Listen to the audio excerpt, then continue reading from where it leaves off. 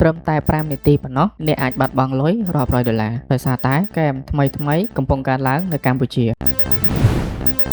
ថ្ងៃនេះខ្ញុំនឹងបង្ហាញ scam ដែលពេញនិយមនិងវិធីការពារមួយចំនួនមុនពេលអ្នកក្លាយជាជនរងគ្រោះបើអ្នកប្រើប្រាស់ Facebook Telegram ABA ឬ Online Shopping វីដេអូនេះអ្នកត្រូវមើលឲ្យដល់ចប់ scam មួយដែលកំពុងកើនឡើងគឺជាការងារ online fake គេនិយាយ like វីដេអូឬ comment រកលុយបានដំបូងអាចឲ្យលុយតិចៗដើម្បីឲ្យអ្នកទុកចិត្តប៉ុន្តែចុងក្រោយគេឲ្យអ្នកផ្ទេរលុយដើម្បី unlock task ហើយលុយរបស់អ្នកគឺបាត់បង់ scammer ខ្លះផ្ញើ link คล้ายៗដូចជា ABA ឬ bank website ហើយប្រាប់ថា account មានបញ្ហាពេលអ្នក login password និង OTP ត្រូវបានលួចភ្លាម iPhone លក់ក្នុងតម្លៃថោកខ្លាំង PS5 តម្លៃត្រឹមតែ$100ប្រយ័ត្ន scammer ប្រើ profile fake ហើយឲ្យអ្នកកក់មុនពេលផ្ទេរលុយគេ block អ្នកភ្លាម Telegram scammer ខ្លះផ្ញើ file คล้ายៗដូចជា mycv.zip .scr.exe.rat ដោយ file ទាំងអស់នោះត្រូវបានលាក់ទុកដោយ virus អ្នក